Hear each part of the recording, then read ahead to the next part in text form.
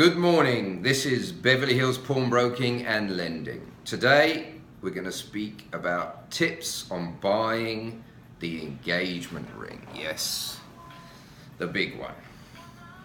Number one, whatever happens, stick to the budget. In all my years of experience, aggravation is always when everybody goes over budget. Stick to the budget. Secondly, let's touch on the famous 4 C's. When you're buying a stone, you've got the cut, the carat, the clarity, and the color. So,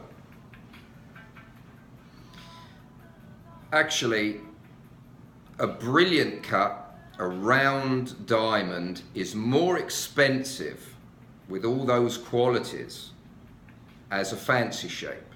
A fancy shape being a square, being a heart, being a pear, being a marquee, being anything else. So, if possible, I would suggest to get a fancy shape as opposed to a round, because you'll get more value for money. Now, it's good to understand that all diamonds are bought via a Rappaport list. That is, a Rappaport list is basically the trade prices in which all of the vendors purchase the goods. So I can tell you that a fancy shape, you get more for your money. So if you can, go for the fancy shape. Going back to the 4 C's. Okay, the carat is the weight. That's the weight of the stone, meaning, you know, how much it weighs, which can be the size visually, but that, again, not to get too complex, depends on the shape. So let's just say it's the weight of the stone. Secondly, you've got the clarity. Clarity means the marks within the stone. You may or you may not know that diamonds are made from coal. So within the stone can be specks of coal and also can be white specks. And this determines the clarity. Clarity, just for an example, SI means slight inclusion. VS means very slight. Okay?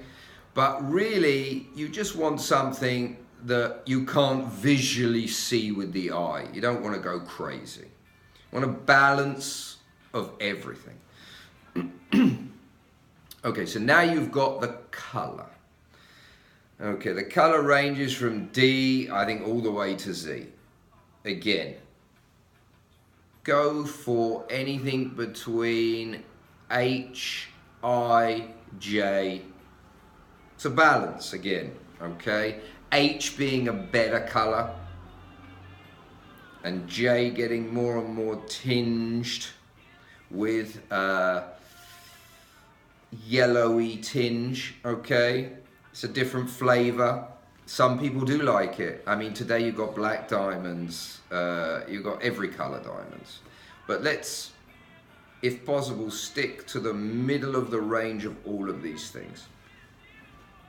The next, which personally is what I kind of look for, is the cut.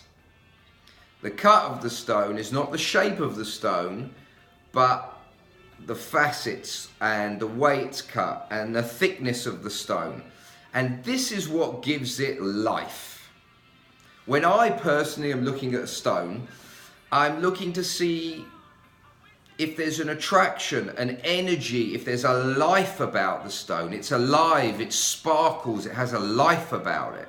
So I would always go, when looking at the stone, and see if it talks to you on an energy basis. See if there's an energy, if there's a life to it, if there's a sparkle to it. So when you're wearing it on your finger and you go outside, you see it hits the light, it sparkles, it's alive. So the cut is really, for me, the most important factor. So, stepping back again, number one, budget, stick on budget. Number two, as far as the 4 C's are concerned, go for kind of a balance of all of them. But above that balance, okay, it's not maths. When you look at this stone, does it speak to you? Does it sparkle? Does it have life? This is the key. This is more important personally for me, I can only speak about myself, is the life of the stone. Does it look alive when it's on your finger? And then, if you're looking for your bang for your buck, go for a fancy shape as opposed to a round. Now, this is all for modern cuts. Next week, we're going to speak about old cuts. This is a completely different story. I hope you enjoyed this. I know that I did. Please stay in touch. This is Beverly Hills Pawnbroking and Lending. We give loans on all personal assets, jewelry, cars, paintings, and watches. Thank you so much.